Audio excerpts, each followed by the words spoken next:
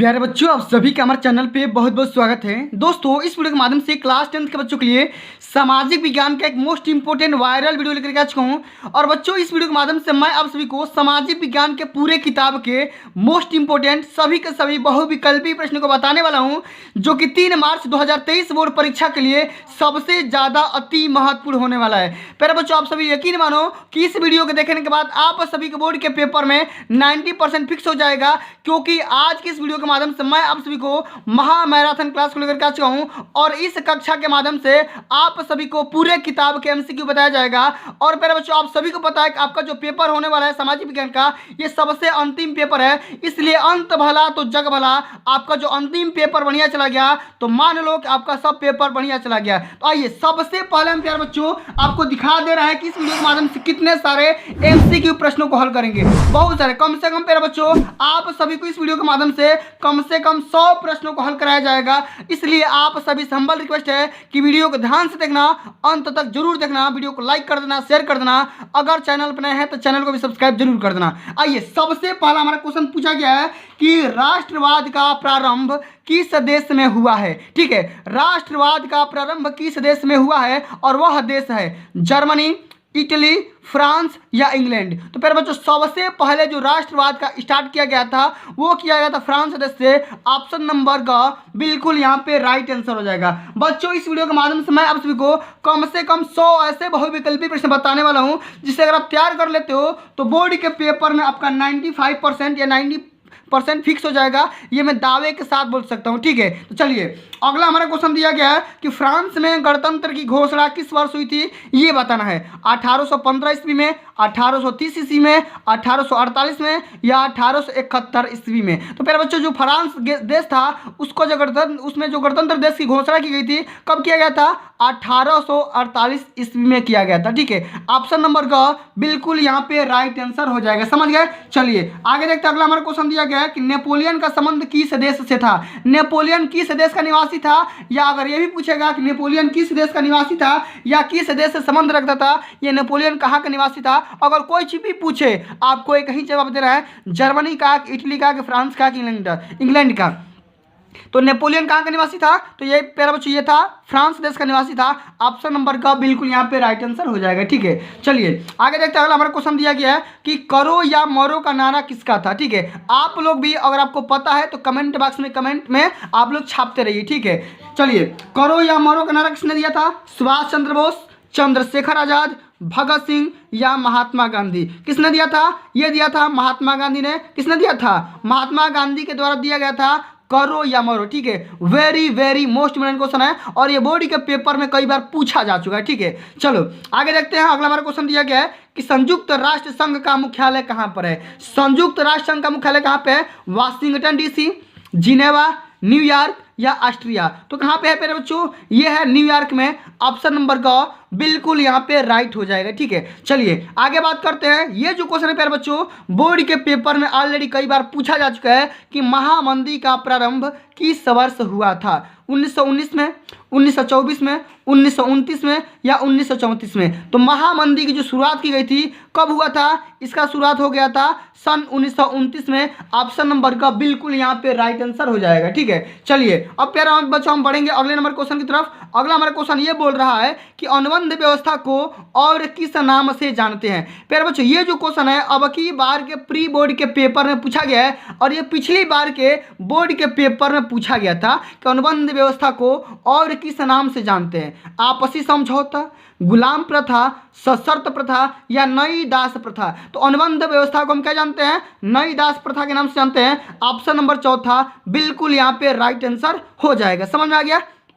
चलो अगला क्वेश्चन समझते हैं। अगला क्वेश्चन हमारा दे रहा है कि निम्नलिखित में से कौन सा नवीकरणीय योग्य संसाधन नहीं है। नवीकरणीय संसाधन का मतलब क्या होता है? जिसको इंसान ने बनाया है या जो इंसान के थोड़ा बन गया है। ठीक है, देखो नवीकरणीय मतलब क्या हो जाएगा? पवन ऊर्जा या आपका जल ऊर्जा, वन या जीवाश्म ईंधन। तो जो भी जीवाश्म ईंधन है क्या है? ये एक नवीकरणीय संशोधन, ये साधन नहीं है। समझ में आ गया? चलिए आगे देखते हैं। अगला हमारा क्वेश्चन दिया गया है कि निम्नलिखित में से किस राज्य में काली मिट्टी पाई जाती है। ऐसा कौन सा राज्य है जिसमें काली मिट्टी पाई जाती है, यही हमें बताना है। झारखंड में, गुजरात में, राजस्थान में या बिहार में। तो किसमें काली मिट्टी पाई जाएगी? गुजरात में। ठीक है, कहाँ पे? गुजरात में। अब प्यारे बच्चों ये मेरे कमेंट बॉक्स में छाप करके बताओ कि हमारा झारखंड किस लिए फेमस है, क्योंकि बोर्ड के पेपर में क्वेश्चन हमेशा पूछा जाता है कि झारखंड किसके लिए या किस उत्पादन के लिए फेमस है। अभी कभी तुरंत मेरे को कमेंट बॉक्स में छाप करके बताओ कि झरिया ये किसके लिए उपयोग होता है। ठीक है, झारखंड का एक और भी नाम है झरिया। ठीक है, अब ये किस लिए फेमस है मेरे कमेंट बॉक्स में छाप करके जरूर बताना। आइए अगला हमारा क्वेश्चन दिया गया है कि पंजाब में भूमि निम्नीकरण का मुख्य कारण क्या है, इसके बारे में बताना है। गहन खेती, वन उन्मूलन, या अधिक सिंचाई, या अति पशुचारण। तो पंजाब में जो भूमि निम्नीकरण का हुआ था उसका मेन रीजन क्या है? अधिक सिंचाई हो जाएगा। ऑप्शन नंबर तीसरा का बिल्कुल यहाँ पे राइट आंसर हो जाएगा। ठीक है, चलिए आगे बढ़ते हैं। अगला हमारा क्वेश्चन दिया गया है प्यारे बच्चों कि भारत में कितने प्रतिशत स्तनधारियों के लुप्त होने का खतरा है। भारत में, इंडिया में कितने परसेंट ऐसे स्तनधारी है जिनको लुप्त होने का खतरा है, मतलब कि डेंजर है। ठीक है, 10%, 20%, 30% या 40%। तो इंडिया में आप सभी के 20% ऐसे स्तनधारी है जिनको लुप्त होने का, समाप्त होने का, खत्म होने का चांस है, ऐसा बताया जा रहा है, ऐसा अनुमान लगाया जा रहा है। ठीक है, चलिए आगे देख लेते हैं। अगला हमारा क्वेश्चन दिया गया है कि सुंदरबन राष्ट्रीय पार्क कहाँ पर स्थित है या किस राज्य में स्थित है, कहाँ पर है ये बताना है कि सुंदरबन नेशनल पार्क कहाँ पे है। असम में है कि उड़ीसा में है कि पश्चिम बंगाल में है कि मध्य प्रदेश में है। तो सुंदरबन राष्ट्रीय पार्क कहाँ पे है? यह है पर बच्चों वेस्ट बंगाल में, यानी कि आपका पश्चिम बंगाल इसका राइट आंसर हो जाएगा। ठीक है, बहुत ही मोस्ट इंपोर्टेंट क्वेश्चन है, सभी क्वेश्चन को तैयार कर लो। एक बात और प्यारे बच्चों, अगर आप इसका पीडीएफ प्राप्त करना चाहते हैं तो पीडीएफ कहाँ से मिलेगा, कैसे मिलेगा, मैं आप सभी को इसका जवाब मैं आप सभी को वीडियो के एंड में बता दूंगा। ठीक है, चलो आगे देख लेते हैं। अगला हमारा क्वेश्चन दिया गया है कि सलाल बांध किस नदी पर बना हुआ है। सलाल बांध किस नदी पर बना है? महानदी, चिनाब, सतलुज या कृष्णा। तो महानदी पे कहाँ पे बना हुआ है सलाल बांध? ये बना था भैया, ये हमारा बन गया था चिनाब पे। ठीक है, ऑप्शन नंबर सेकंड बिल्कुल यहाँ पे राइट आंसर हो जाएगा। आगे बढ़ते हैं। अगला हमारा क्वेश्चन दिया गया है कि भूदान आंदोलन किसके द्वारा प्रारंभ किया गया था। भूदान, भूदान का मतलब क्या होता है? भू मतलब होता है भू या जमीन या धरती, तो आदान मतलब क्या होता है? किसी को दे देना। ठीक है, तो भूदान आंदोलन किसके द्वारा आरंभ किया गया था? महात्मा गांधी, जवाहरलाल नेहरू, विनोबा भावे या इंदिरा गांधी। तो भूदान आंदोलन किसके द्वारा आरंभ किया गया था? यह किया गया था विनोबा भावे के द्वारा। ठीक है, ऑप्शन नंबर तीसरा का बिल्कुल यहाँ पे राइट आंसर हो जाएगा। समझ में आ गया? चलिए अब आगे बढ़ते हैं। अगला हमारा क्वेश्चन दिया गया है पर बच्चों, अगला हमारा क्वेश्चन ये बोला जा रहा है कि निम्नलिखित में से कौन सी एक रेशेदार फसल है।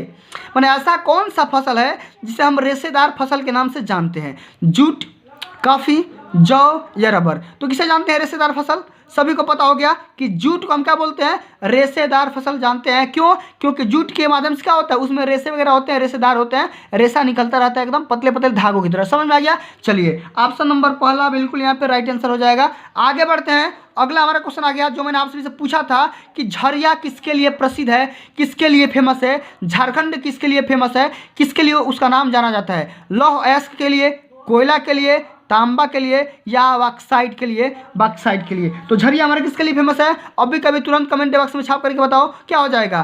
कोयला के लिए हो जाएगा। ऑप्शन नंबर सेकंड बिल्कुल यहाँ पे राइट आंसर हो जाएगा।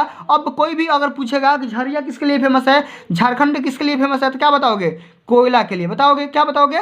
कोयला के लिए। समझ आ गया? चलिए आगे बढ़ते हैं। अगला हमारा क्वेश्चन दिया गया है कि निम्नलिखित में से किस वस्तु का निर्यातक भारत नहीं है? ऐसी कौन सी वस्तु है जिसका निर्यातक इंडिया नहीं करता है? कॉफ़ी, उर्वरक, तंबाकू या चाय। इंडिया उर्वरक का कभी भी ये निर्यात नहीं करता है, बाकी काफ़ी, तंबाकू, चाय सबका एक्सपोर्ट करता है, लेकिन उर्वरक का कभी नहीं करता है। ठीक है, ऑप्शन नंबर सेकंड बिल्कुल यहाँ पे राइट आंसर हो जाएगा। समझ में आ गया? चलिए आगे बढ़ जाते हैं। अगला हमारा क्वेश्चन दिया गया है बच्चों कि ग्रामीण स्तर पर संचालित प्रशासन को क्या कहते हैं? Very very most important question है कि ग्रामीण स्तर पर संचालित प्रशासन को क्या बोलेंगे? स्थानीय प्रशासन, पंचायत या ग्राम सभा या ग्रामोदय। अगर आपको इन सभी प्रश्नों का आंसर पता है तो कमेंट बॉक्स में ऐसा ही छापते रहिए जैसे अभी अभी छाप रहे हो। ठीक है, चलिए तो ग्रामीण स्तर पर संचालित प्रशासन को क्या बोलेंगे? उसको हम बोलेंगे स्थानीय प्रशासन। ऑप्शन नंबर पहला बिल्कुल यहाँ पे राइट आंसर हो जाएगा। समझ में आ रहा है कि नहीं? अगर समझ में आ रहा है तो एक बार प्यार से वीडियो को लाइक कर दो, प्यार से शेयर कर दो, और चैनल पर अभी तक नए हो, ठीक है, तो चैनल को सब्सक्राइब कर लो। ठीक है, आप हमारे मेंबरशिप ज्वाइन कर लो। ठीक है, चलो आगे बढ़ते हैं। अगला हमारा क्वेश्चन दिया गया है कि नेपाल में लोकतंत्र की स्थापना कब की गई थी?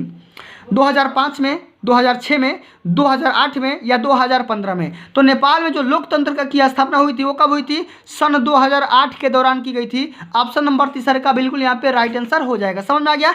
चलिए आगे बढ़ते हैं। अगला हमारा क्वेश्चन दिया गया है कि मानवाधिकार दिवस कब मनाया जाता है? मानवाधिकार 10 दिसंबर, 5 सितंबर, 14 नवंबर या 15 अगस्त? तो कब मनाया जाता है प्यारे बच्चों? मानवाधिकार दिवस मनाया जाता है 10 दिसंबर को। कब मनाया जाता है? 10 दिसंबर को। और एक बात मेरे को अभी तुरंत कमेंट बॉक्स में छाप करके बताओ कि 5 सितंबर को क्या मनाया जाता है, 14 नवंबर को क्या मनाया जाता है और 15 अगस्त को क्या मनाया जाता है? अब भी कभी वीडियो को रोको और इन तीनों का जवाब मेरे को कभी तुरंत कमेंट बॉक्स में के माध्यम से दे दो, ठीक है? मैं सबका कमेंट रीड करता हूँ, कौन सही कमेंट करता है, कौन बुरा कमेंट करता है, सबका मैं कमेंट रीड करता हूँ, ठीक है? ऐसा नहीं है कि किसी का मैं कमेंट छोड़ता नहीं हूँ, सबका रीड करता हूँ, ठीक है? चलिए प्यारे बच्चों, अभी तक हमने कुल 20 MCQ को कवर कर लिया। अब हम 20 MCQ के अगले सीरीज के माध्यम से पढ़ेंगे। यहाँ पे देख सकते हैं कि देखो यहाँ पे आ गया कि कक्षा 10 सामाजिक विज्ञान 2023 बोर्ड परीक्षा 20 महत्वपूर्ण बहुविकल्पी प्रश्न। इसके माध्यम से भी हम क्या करेंगे? 20 MCQ को देखेंगे। इसी तरीके से 2-3 सीरीज को देखते रहेंगे तब तक जब तक कि हमारा पूरे यहाँ पे किताब के MCQ समाप्त नहीं हो जाते हैं। और मेरे बच्चों यकीन मानो कि इसी में से आप सभी के बोर्ड के पेपर में क्वेश्चन आएंगे, इससे बाहर नहीं आएंगे, ये मैं दावे के साथ बोल रहा हूँ, ठीक है? आओ इस क्वेश्चन का, इस सीरीज का सबसे पहले यहाँ पे क्वेश्चन दिया गया है कि भारत का सबसे लंबा राष्ट्रीय राजमार्ग नेशनल हाईवे कौन सा है? इंडिया का सबसे लंबा, सबसे लॉन्गेस्ट राजमार्ग कौन सा भैया, नेशनल हाईवे कौन सा है? NH44, NH8, NH11 या NH88? इसमें से कमेंट करके तुरंत बताओ कि इंडिया में सबसे लंबा राष्ट्रीय मार्ग कौन सा है? यह है प्यारे बच्चों नेशनल हाईवे 44। ऑप्शन नंबर पहला बिल्कुल यहाँ पे राइट आंसर हो जाएगा। और ये बोर्ड के पेपर में अब की बार पक्का पूछेगा, गारंटी लिखवा लो। भले आपके कोड में आए चाहे ना आए, लेकिन आपको पता होगा कि आपके यूपी बोर्ड से संबंधित 7 कोड आपके पेपर के तैयार किए जाते हैं। 7 कोड में से कोई एक कोड में ये क्वेश्चन आएगा ही आएगा, क्योंकि पिछली बार ये क्वेश्चन आया हुआ था, ठीक है? चलो आगे देख लेते हैं। अगला हमारा क्वेश्चन दिया गया है कि सूचना पाने का अधिकार अधिनियम कब पारित किया गया था? सूचना पाने का अधिकार अधिनियम कब आया था? अक्टूबर 2005 में, मार्च 2005 में, जनवरी 2006 में, अप्रैल 2007 में? प्यारे बच्चों सूचना पाने का जो अधिकार आया था ये कब आया था? ये आया था अक्टूबर 2005 में। अब मेरे को ये बताओ कमेंट के माध्यम से, ये जो RTI है, राइट टू इन्फॉर्मेशन, RTI है, इसी को हम बोलते हैं सूचना पाने का अधिकार बोलते हैं। इसको क्या बोलते हैं? सूचना पाने का अधिकार बोलते हैं। किसको? RTI को।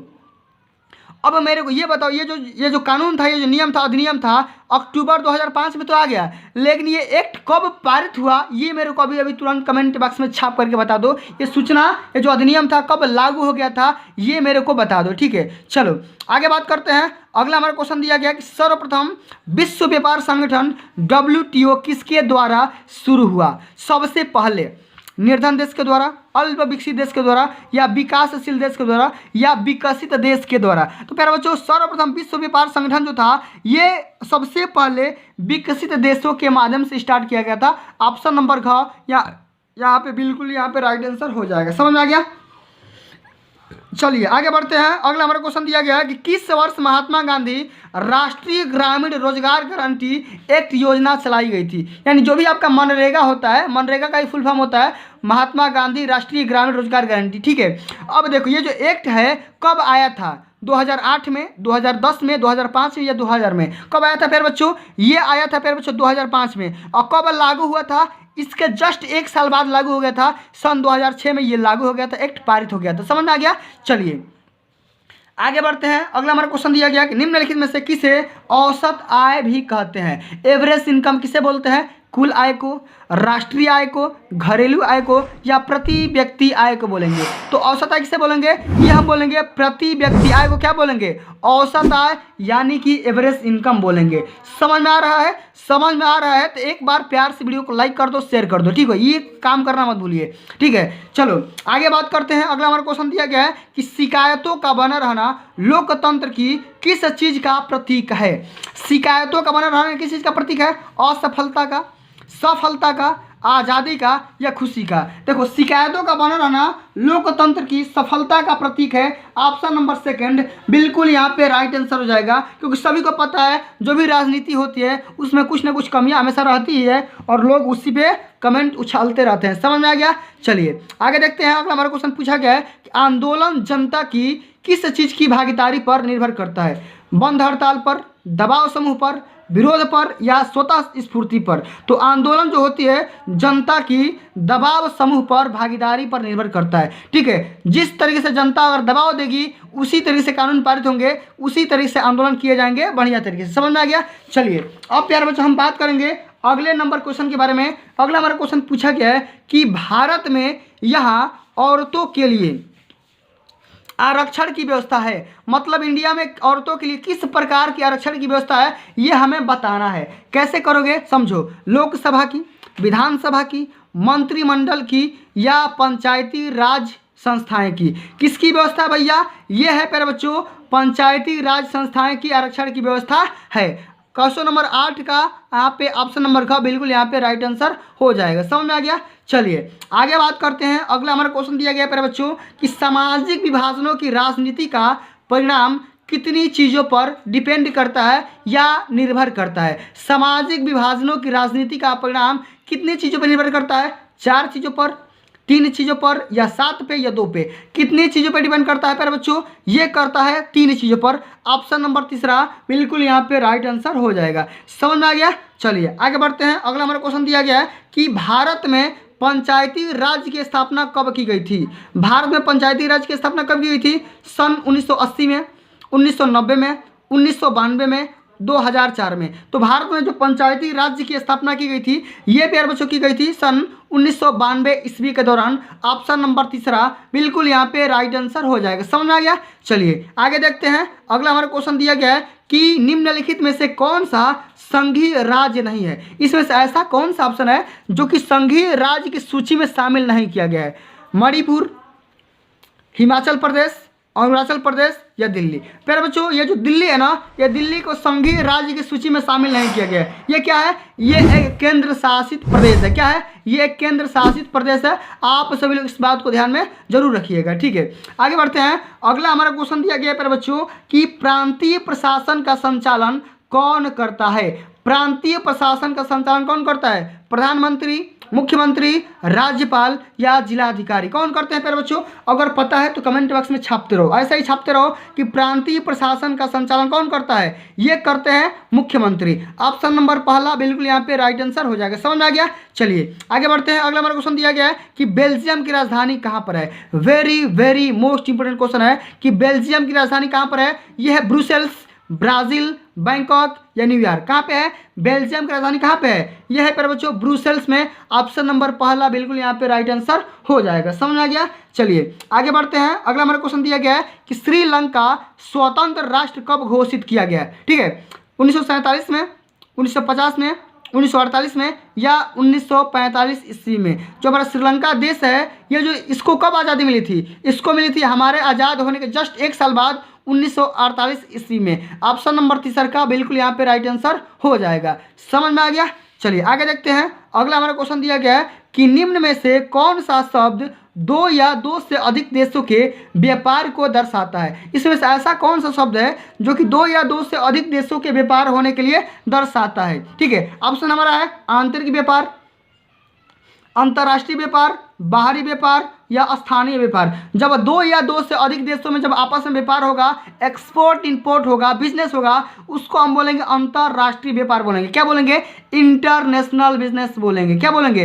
इंटरनेशनल बिजनेस बोलेंगे। समझ में आ गया? चलिए अब आगे बढ़ते हैं। अगला हमारा क्वेश्चन दिया गया है प्यारे बच्चों, समझ सकते हो कि निम्नलिखित में से कौन सा गैर परंपरागत ऊर्जा स्रोत है? इसमें यह बताना है कि गैर परंपरागत ऊर्जा का स्रोत कौन सा है? कोयला है कि पेट्रोलियम है कि सौर ऊर्जा है कि प्राकृतिक गैस है? कौन है? कमेंट बॉक्स में अभी कभी तुरंत छाप करके बता दो कि भैया गैर परंपरागत ऊर्जा के स्रोत कौन है। ये है प्यारे बच्चों सौर ऊर्जा। गैर परंपरागत मतलब होता है non conventional source of energy, मतलब जिसको इंसान नहीं बना सकता है और इसको हम कभी ख़त्म नहीं कर सकते हैं और ये बार बार इसके यूटिलाइज कर सकते हैं। समझ में आ गया? गैर परंपरागत ऊर्जा का स्रोत वही होता है जिसको हम बार बार यूज कर सकते हैं। समझ में आ गया? चलिए आगे बात करते हैं। अगला हमारा क्वेश्चन पूछा गया है कि निम्न में से कौन सी खरीफ की फसल है। प्यारे बच्चों, ये जो क्वेश्चन है बोर्ड के पेपर में हर बार पूछा जाता है, ठीक है, कि कौन सी वस्तु खरीफ की फसल, कौन सी फसल खरीफ है, कौन सी फसल रबी है, कौन सी फसल दलहन है। ये क्वेश्चन बोर्ड के पेपर में हमेशा आता है, ठीक है, इस बात को हमेशा आप लोग ध्यान में रखिएगा। तो खरीफ की फसल क्या हो जाएगा? चना या धान या कपास या ख और ग दोनों। तो खरीफ की फसल क्या हो जाएगी? ये आपका हो जाएगा धान भी हो जाएगा और आपका कपास भी हो जाएगा। दोनों के दोनों ऑप्शन सही हो जाएंगे। ऑप्शन नंबर चौथा बिल्कुल यहाँ पे राइट आंसर हो जाएगा। समझ में आ गया? चलिए आगे बढ़ जाते हैं। अगला हमारा क्वेश्चन इससे पूछा जा रहा है कि जर्मनी को किस वर्ष एक स्वतंत्र राष्ट्र राज्य घोषित किया गया? ठीक है, जर्मनी को किस वर्ष एक स्वतंत्र राज्य या राज्य घोषित किया गया? 1871 ईस्वी को, 72 में, 1876 या 1880। तो कब किया गया था? सन 1871 ईस्वी में जर्मनी को एक स्वतंत्र राष्ट्र घोषित किया गया था। समझ में आ गया? चलिए आगे बात करते हैं। अगला हमारा क्वेश्चन दिया गया है कि असहयोग आंदोलन का मुख्य कारण क्या था। Very very most important question है, क्योंकि ये बोर्ड के पेपर में यही सब सारे क्वेश्चन फंसने वाले छपेंगे। असहयोग आंदोलन का मुख्य कारण क्या था? रॉलेट एक्ट, प्रथम विश्व युद्ध, खिलाफत आंदोलन या द्वितीय विश्व युद्ध। कौन सा है भैया? ये है आपका खिलाफत आंदोलन। ऑप्शन नंबर पहला है, सॉरी तीसरा यहाँ पे राइट आंसर हो जाएगा।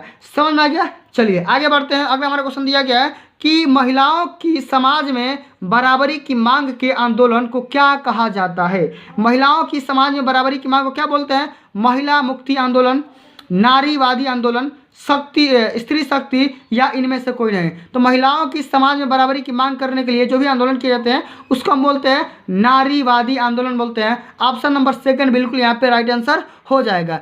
समझ में आ गया? चलिए अब प्यारे बच्चों हम आगे बढ़ते हैं। अगला हमारा क्वेश्चन समझ सकते हैं। अगला हमारा क्वेश्चन बोल रहा है कि बहुराष्ट्रीय कंपनियों के द्वारा किए गए निवेश को क्या बोलते हैं। ठीक है, अगर कोई बहुराष्ट्रीय कंपनियां है, अगर वो निवेश कर रही है तो उसको हम क्या बोलेंगे? ठीक है, उसको हम क्या बोलेंगे? उत्पादन बोलेंगे कि आपका वितरण बोलेंगे, कि आपका विदेशी निवेश बोलेंगे, कि आपका व्यय बोलेंगे? क्या बोलेंगे? अभी तुरंत मेरे को कमेंट बॉक्स में छाप करके बताओ। ठीक है, क्या बोलेंगे? उनको हम बोलेंगे विदेशी निवेश बोलेंगे। ऑप्शन नंबर तीसरा का बिल्कुल राइट आंसर होगा। क्यों? क्योंकि जो बहुराष्ट्रीय कंपनियां होती है अगर कहीं जा करके बाहर में निवेश करेगी, चाहे बाहरी कंपनियां अगर आपके देश में अगर निवेश कर रही है उसको क्या बोलेंगे? विदेशी निवेश बोलेंगे। समझ में आ गया? चलिए आगे देखते हैं। अगला हमारा क्वेश्चन दिया गया है कि विश्व व्यापार संगठन की स्थापना कब की गई थी। अभी मैंने आपको जस्ट बताया था कि विश्व व्यापार संगठन की स्थापना कब की गई थी? 1993 में, 1995 में, 1990 में या 1985 में। कब किया गया था प्यारे बच्चों? ये किया गया था सन 1995 ईस्वी के दौरान। ऑप्शन नंबर सेकंड बिल्कुल यहाँ पे राइट आंसर हो जाएगा। चलिए आगे देखते हैं। अगला हमारा क्वेश्चन दिया गया है कि विश्व व्यापार संगठन की स्थापना कहाँ हुई थी? न्यूयॉर्क में, वाशिंगटन में या जिनेवा में या ऑस्ट्रेलिया में? कहाँ हुई थी? ये हो गया था आप सभी का जिनेवा में। ऑप्शन नंबर तीसरा का बिल्कुल यहाँ पे राइट आंसर हो जाएगा। अगला हमारा क्वेश्चन दिया गया है एक मार्क किन वस्तुओं के लिए प्रमाणिक चिन्ह है? एक मार्क किन वस्तुओं के लिए प्रमाणिक चिन्ह भैया? उत्पादित सामान के लिए, स्वर्ण व चांदी के लिए, उत्पादित मशीन के लिए या खाद्य पदार्थ के लिए? एक मार्क किन वस्तुओं के लिए फेमस है भैया? यह है आप सभी का खाद्य पदार्थ के लिए, खाने योग्य पदार्थों के लिए है। ठीक है, चलिए आगे बढ़ते हैं। अगला हमारा क्वेश्चन पूछा जा रहा है कि कौन सा क्षेत्र अधिक रोजगार देता है? इसमें से ऐसा कौन सा क्षेत्र है जो हमें अधिक नौकरी दे सकता है, अधिक जॉब दे सकता है? द्वितीय क्षेत्र, प्राथमिक क्षेत्र, तृतीय क्षेत्र या इनमें से कोई नहीं? इसमें से कौन सा ऐसा क्षेत्र है जो हमें अधिक रोजगार देता है? तो ये पेयर हो जाएगा प्राथमिक यहाँ पे क्षेत्र हो जाएगा। ऑप्शन नंबर सेकंड बिल्कुल यहाँ पे राइट आंसर हो जाएगा। ठीक है, चलिए आगे बढ़ते हैं। अगला हमारा क्वेश्चन पूछा जा रहा है कि कौन सा क्षेत्र अधिक रोजगार दिया? मैंने बता दिया। अगला ये क्वेश्चन है कि जीडीपी से क्या समझते हैं? Very very most important question है। ये पूछा जा रहा है कि जीडीपी का पूरा नाम या जीडीपी का फुल फॉर्म बताओ। जीडीपी का पूरा नाम क्या होता है या जीडीपी का से तात्पर्य क्या होता है या जीडीपी सब क्या समझते हैं? सकल घरेलू उत्पाद, विशाल घरेलू उत्पाद, सकल घरेलू उत्पाद या सकल दैनिक उत्पाद? ये देखो ये दोनों ऑप्शन सेम है, ये थोड़ा सा मिसमैच है। सकल है क्या है? ये सकल घरेलू उत्पाद है और ये सकल घरेलू उत्पाद है। तो जीडीपी का पूरा नाम क्या हो जाएगा? सकल घरेलू उत्पाद हो जाएगा, ग्रास डोमेस्टिक प्रोडक्ट हो जाएगा। क्या होता है इंग्लिश में? Grass domestic product. ठीक है, आप सभी को याद होना चाहिए। समझ में आ गया? चलिए आगे बात करते हैं। अगला हमारा क्वेश्चन पूछा गया है बच्चों कि श्रीलंका एक कैसा देश है। श्रीलंका एक देश है, कैसा देश है बताना है। प्रायद्वीपीय देश है कि सीमांत देश है कि द्वीपीय देश है कि प्रांतीय देश है। कैसा देश है प्यारे बच्चों? तो श्रीलंका एक हमारा कैसा देश है? ये है प्यारे बच्चों प्रायद्वीपीय देश है। ऑप्शन नंबर पहला बिल्कुल यहाँ पे राइट आंसर हो जाएगा। समझ में आ गया? चलिए आगे बढ़ते हैं। अगला हमारा क्वेश्चन पूछा गया है कि बेल्जियम में किस प्रकार की सरकार है। माने बेल्जियम में किस प्रकार की सरकार है? सामूहिक सरकार है कि राजतंत्र की सरकार है कि सामुदायिक की सरकार है कि एक पक्षी की सरकार है। अब बेल्जियम में किस प्रकार की सरकार है ये हमें बताना है। तो कैसी सरकार है ये? यहाँ पे सामुदायिक सरकार है। कैसी सरकार है? सामुदायिक सरकार है। समझ में आ गया? चलिए आगे बढ़ते हैं। अगला हमारा क्वेश्चन पूछा गया है कि देश की अखंडता तथा एकता के लिए क्या आवश्यक है। माने देश की अखंडता मतलब क्या होता है? माने देश आपका टूटे ना, बिखरे ना। ठीक है, देश आपका कंबाइंड रहे। ठीक है, और उसमें यूनिटी रहे। तो इसके लिए किस चीज़ की आवश्यकता होती है? सत्ता की साझेदारी, सत्ता का विभाजन या राजतंत्र या इनमें से कोई नहीं। तो देश की अखंडता और एकता के लिए सत्ता की साझेदारी आवश्यक होती है। ऑप्शन नंबर पहला बिल्कुल यहाँ पे राइट आंसर हो जाएगा। समझ में आ गया? चलिए आगे बढ़ जाते हैं। अगला क्वेश्चन पूछा गया है कि भारत में प्रमुख साधन कौन है। माने इंडिया में किस प्रकार के साधन को माने बढ़िया साधन माना गया है या उसी को प्रायोरिटी दी जा रही है? पाइपलाइन को, सड़क परिवहन को या रेल परिवहन को या जल परिवहन को। तो अभी तक प्यारे बच्चों इंडिया में आप सभी जो फेमस लाइन मतलब कि साधन है वो हो जाएंगे सड़क परिवहन, क्योंकि सड़क के माध्यम से हर जगह जाना पॉसिबल है। बाकी पाइपलाइन, रेल परिवहन, जल परिवहन के माध्यम से हर जगह जाना पॉसिबल नहीं हो गया। ठीक है, समझ में आ गया? चलिए आगे बढ़ते हैं। अगला हमारा क्वेश्चन पूछा गया है कि बॉडी लाइन की चौड़ाई कितनी होती है। तो बॉडी लाइन की चौड़ाई कितनी होती है भैया? 1676 मिलीमीटर कि 1000 मिलीमीटर कि 762 मिलीमीटर कि 610 मिलीमीटर। तो बॉडी लाइन की जो चौड़ाई होती है ये होती है 1676 मिलीमीटर हो जाएगी। ऑप्शन नंबर पहला बिल्कुल यहाँ पे राइट आंसर हो जाएगा। समझ में आ गया? चलिए आगे देखते हैं। अगला हमारा क्वेश्चन पूछा गया है कि भारत में पवन ऊर्जा का विशाल केंद्र कहाँ है। इंडिया में पवन ऊर्जा माने पवन ऊर्जा मतलब क्या? हवा से जो एनर्जी प्राप्त किया जा रहा है, ये इसका माने सेंटर कहाँ पे है? उत्तराखंड में, तमिलनाडु में या हिमाचल प्रदेश में या राजस्थान में? कहाँ पे है भैया? ये है आप सभी का तमिलनाडु में। ऑप्शन नंबर दूसरा बिल्कुल यहाँ पे राइट आंसर हो जाएगा।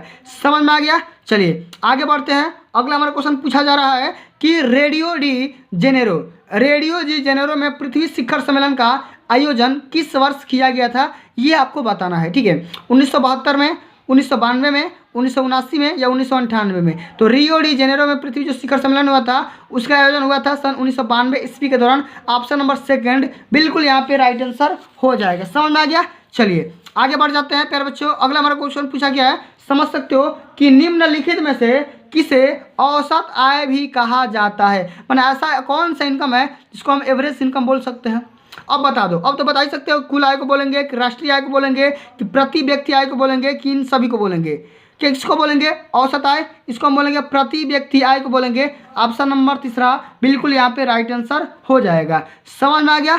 चलिए आगे बढ़ जाते हैं। अगला हमारा क्वेश्चन पूछा गया है कि चुनौतियों से लोकतांत्रिक व्यवस्था कैसी होती है। कमजोर होती है, मजबूत होती है, मजबूर होती है कि ये सभी हो जाती है। तो चुनौतियों से लोकतांत्रिक व्यवस्था कैसी हो जाती है? मजबूत होती है। ऑप्शन नंबर दूसरा का बिल्कुल यहाँ पे राइट आंसर हो जाएगा। समझ में आ गया? चलिए आगे बढ़ते हैं। अगला हमारा क्वेश्चन पूछा गया है कि दबाव समूह सरकारी नीतियों को किस प्रकार प्रभावित करती है। संगठन के द्वारा, एकजुटता के द्वारा, नियंत्रण के द्वारा या इनमें से कोई नहीं। तो देखो दबाव समूह सरकारी नीतियों को किस प्रकार प्रभावित करेगी? यह हमें करेगी आप सभी का एकजुटता और संगठन के द्वारा। ठीक है, ये हमारा क्या हो जाएगा? संगठन के द्वारा हो जाएगा। समझ में आ गया? चलिए आगे बढ़ते हैं। अगला हमारा क्वेश्चन पूछा गया है कि नेपाल में लोकतंत्र की स्थापना कब की गई थी भैया? 2005 में, 2006 में, 2008 में या 2015 में? तो नेपाल में लोकतंत्र की स्थापना कब की गई थी? यह की गई थी सन 2008 में। कब किया गया था? सन 2008 में। ये मैंने ऑलरेडी आप सभी को बता रखा है। ठीक है, चलो आगे बढ़ते हैं। अगला हमारा क्वेश्चन पूछा गया है कि भारत में विधायिका महिला प्रतिनिधियों का अनुपात कितना है। भारत में विधायिका महिला प्रतिनिधियों का अनुपात कितना है भैया? रेशियो बताना है। बहुत ही कम है कि बहुत अधिक है कि एक समान है कि कोई नहीं है? तो इंडिया में जो भी विधायिका है उनकी जो प्रतिनिधियों की संख्या है वो क्या है? बहुत ही कम है। ऑप्शन नंबर पहला बिल्कुल यहाँ पे राइट आंसर हो जाएगा। ठीक है, चलिए आगे बढ़ते हैं। अगला हमारा क्वेश्चन पूछा गया है कि महिलाओं की समाज में बराबरी की मांग को लेकर के आंदोलन को क्या कहते हैं। ठीक है, जो भी महिलाएं होती है उनको समाज में बराबरी का हिस्सा मांगने के लिए अगर हम कुछ भी आंदोलन करेंगे तो उसको क्या बोलेंगे? महिला मुक्ति आंदोलन, नारीवादी आंदोलन, स्त्री शक्ति, या इनमें से कोई नहीं। तो क्या हो जाएगा बच्चों? ये हो जाएगा नारीवादी आंदोलन हो जाएगा। ठीक है, ऑप्शन नंबर दूसरा बिल्कुल यहाँ पे राइट आंसर हो जाएगा। ठीक है, समझ गए।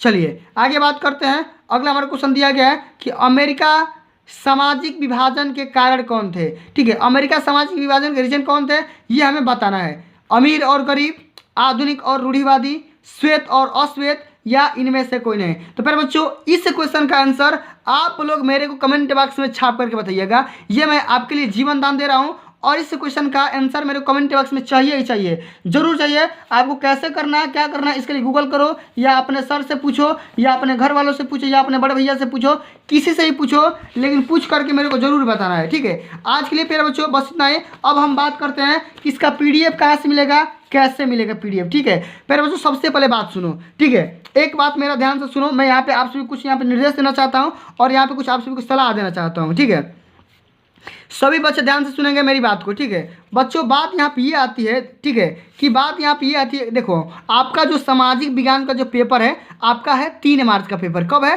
3 मार्च का। लेकिन आपको ध्यान होना चाहिए कि 3 मार्च से पहले आपका अंग्रेजी का पेपर है, वो किस तारीख को है? वो है फिर बच्चों 1 मार्च। कब है? वो है 1 मार्च को। लेकिन होगा क्या कि 1 मार्च के पेपर देने के बाद आपके पास सामाजिक विज्ञान को पेपर देने के लिए बहुत ही कम समय बचेगा। तो इसको ध्यान में रखते हुए आप लोग सामाजिक विज्ञान को धीरे धीरे स्टार्ट कर दो और पढ़ो। जितना बता रहा हूँ सारे वीडियो देख लो, आपका बहुविकल्पी में एक भी नंबर नहीं कटेगा और मैं आप सभी को लॉन्ग आंसर, शॉर्ट आंसर सब कुछ मैं लाऊंगा।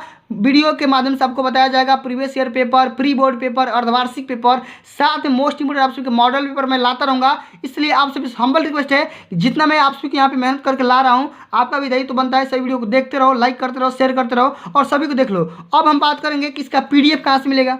ठीक है, इसका अगर PDF प्राप्त करना चाहते हैं आपको टेलीग्राम ज्वाइन करना पड़ेगा और टेलीग्राम पे जाकर के लिखना पड़ेगा ऑनलाइन स्टडी सीरीज। ठीक है, आप क्या लिखोगे? ऑनलाइन स्टडी सीरीज लिखोगे। आपको एक माँ दुर्गा, ये माँ सरस्वती वाला फोटो सेम यही वाला लोगो वाला आ जाएगा। आपको चैनल को सब्सक्राइब करना है और वहीं पे हर एक सब्जेक्ट का PDF मिल जाएगा। मैं वहीं पे अपना नोट्स देता हूँ, वहीं पे अपना PDF देता हूँ और वहीं पे model paper, pre board paper, ठीक है, अर्धवार्षिक पेपर, हर एक पेपर वहीं पे अपलोड किए जाते हैं और वहीं पे आपको साझा किए जाते हैं। समझ में आ गया? तो इस बात को ध्यान में रखना है कि अगर 3 मार्च को पेपर है आपको धीरे धीरे तैयारी करना है, कच्चियों के चाल से चलना है। ऐसा नहीं है कि 1 तारीख तक सोए रहना है और 1 तारीख तक विषय में लगे रहना है। ठीक है, अभी पहले बच्चों आप सभी के यहाँ पे अभी देखो विज्ञान का पेपर होने वाला है। अब आप आज तो आप सभी का संस्कृत का पेपर खत्म हो गया, अब संस्कृत के बाद क्या है? विज्ञान का पेपर है। तो विज्ञान का पेपर ही पढ़ते रहो। मैं जो भी यहाँ पे आप सभी क्लास लेकर आ रहा हूँ सारे क्लास को अटेंड करो। ठीक है, और वीडियो को लाइक शेयर करते रहना। एक बात और, अगर अपनी तैयारी को और मजबूत बनाना चाहते हो तो सारे के सारे प्लेलिस्ट के वीडियो देख डालो। ठीक है, जितना मैंने बताया ना, सभी pre board paper, previous year paper, अर्धवार्षिक पेपर या मॉडल पेपर, सभी प्रश्नों को, सभी मॉडल पेपर को आप सभी तैयार कर लो। ठीक है, क्योंकि यही सब सारे क्वेश्चन बोर्ड के पेपर में पूछे जाएंगे। समझ में आ गया? चलिए तो दोस्तों आज के लिए बस इतना ही, मिलते हैं अगली वीडियो में। तब तक के लिए जय हिंद, जय भारत, वंदे मातरम।